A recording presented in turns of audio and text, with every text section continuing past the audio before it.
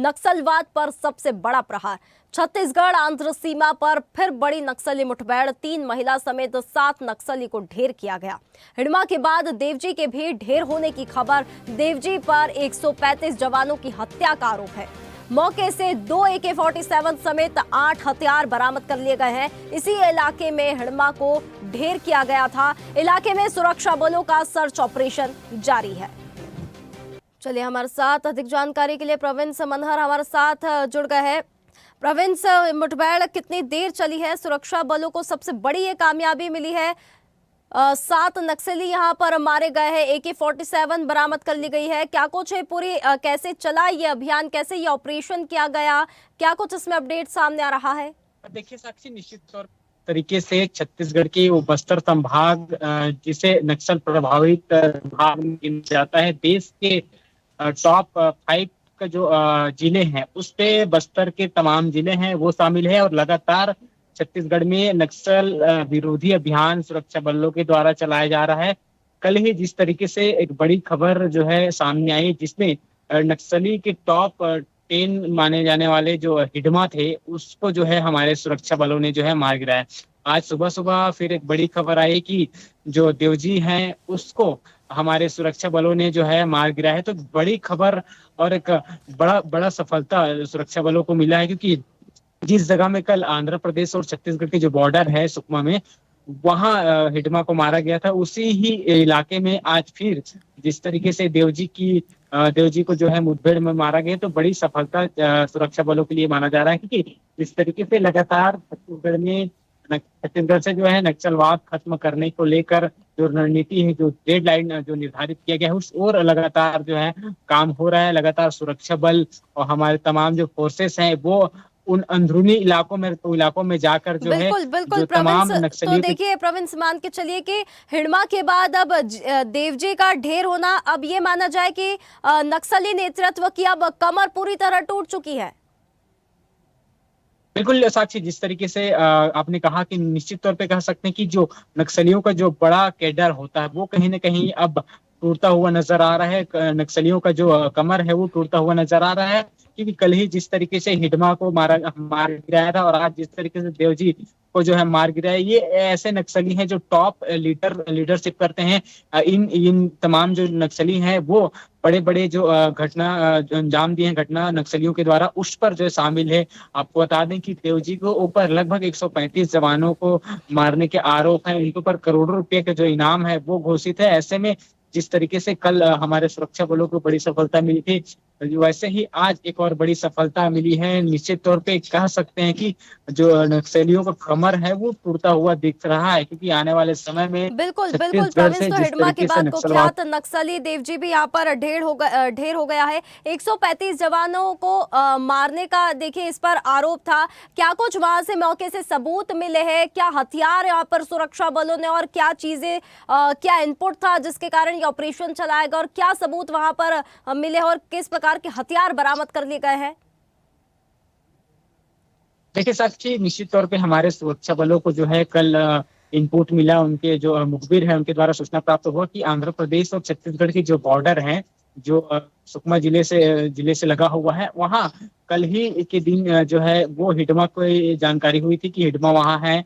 और आज जो है आज रात को जिस तरीके से जो देवजी हैं उनके होने की जो है जानकारी उनको मिली थी, जिसके बाद जो है वो हमारे जो जवान हैं, हमारे जो फोर्सेस है वो अब मौके के लिए पहुंचते हैं और मौके पे जो है सर्च ऑपरेशन किया जाता है। और सर्च ऑपरेशन में कल जिस तरीके से हिडमा को मार गिराया था और उनकी पत्नी को मार गिराया था, वैसे ही आज जिस तरीके से देवजी को जो है मार गिराया, उनके साथ साथ जो है 7 नक्सली जो है उनको भी मार गिराया है। तो कहीं ना कहीं बड़ी सफलता है। अगर मैं बात करूं तो AK-47 के साथ कई ऐसे हथियार जो है वो हमारे सुरक्षा बलों को जो है सुरक्षा बलों ने जो है बरामद किया है। तो निश्चित तौर पे जो इनपुट थे जो एकदम निश्चित तौर पे मान सकते हैं कि जो बड़ा इनपुट हमारे सुरक्षा बलों को मिला कि बड़ी संख्या में वहाँ नक्सली हैं और बड़े कैडर के नक्सली वहाँ मौजूद होने के जो बिल्कुल सूचना प्रवीण, थी, उसके आधार पर जो है वहाँ हमारे सुरक्षा बल बिल्कुल पहुंचे हुए थे। और प्रवीण से इसी देखिए के ये अब तक का नक्सलवाद पर सबसे बड़ा प्रहार ये माना जा रहा है। तो अब ये माने कि सुरक्षा बल जो अपने अगले टारगेट की ओर आगे बढ़ रहा है,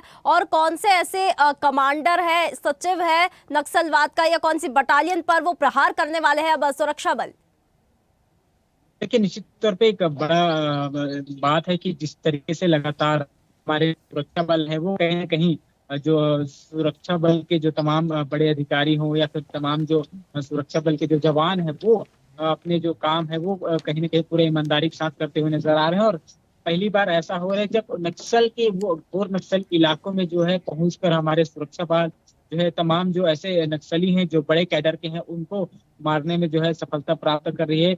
लगातार उनकी मेहनत हो, चाहे दिन हो, चाहे रात हो, चाहे बरसात हो, तमाम चीजों पे जो है तमाम सिचुएशन पे जो है हमारे सुरक्षा बल उन ऐसे इलाकों पर पहुंचकर तमाम नक्सलियों को मारने में जो है सफलता प्राप्त कर रही है, जिनके बिल्कुल बिल्कुल प्रवीण साहब, बदौलत जो है पूरे हमारे साथ बने रहिए। हमारे साथ Chhattisgarh state head doctor Sanjay Shekhar हमारे साथ जुड़ गए हैं।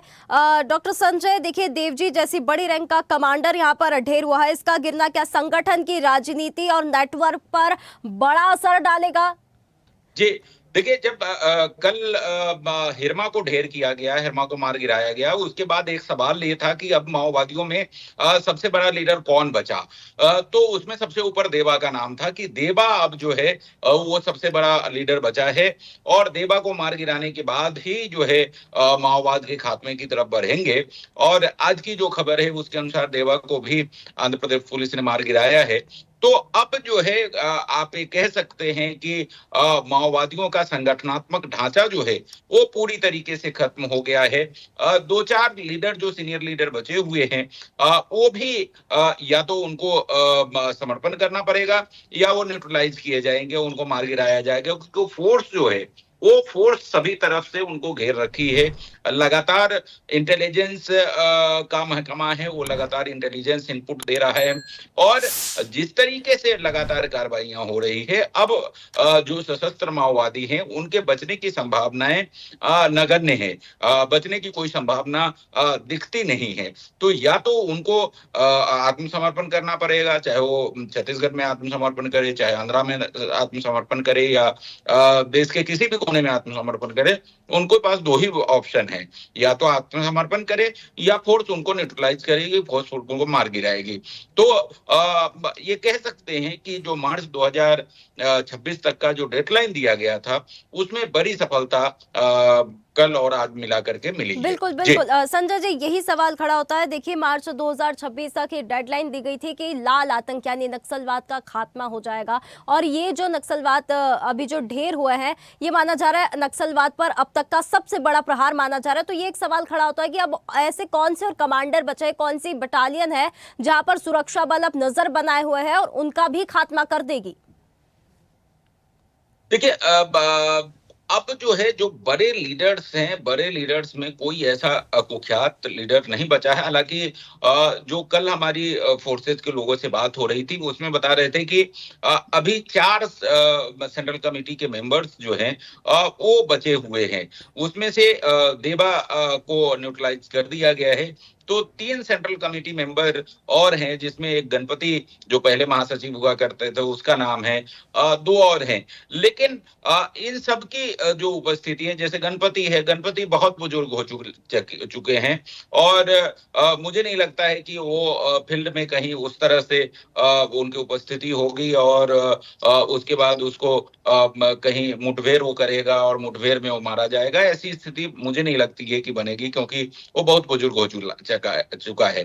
बाकी 2 और जो सेंट्रल कमेटी मेंबर है, मुझे लगता है कि फोर्स की नजर उस पे भी होगी, जो खुफिया एजेंसियां हैं उसकी नजर भी उस पे होगी और कहीं ना कहीं या तो उसको आत्मसमर्पण करना होगा या फिर फोर्स उसको भी मार गिराएगी। बिल्कुल संजय जी, आपसे मैं एक और सवाल लेना चाहूंगी। हिडमा के बाद अब देवजी का ढेर होना, अब हम ये कहें कि नक्सलवाद का जो नेतृत्व है उसकी कमर पूरी तरह से टूट चुकी है, अब अंत निश्चित तौर पर जो सशस्त्र आंदोलन है, सशस्त्र आंदोलन को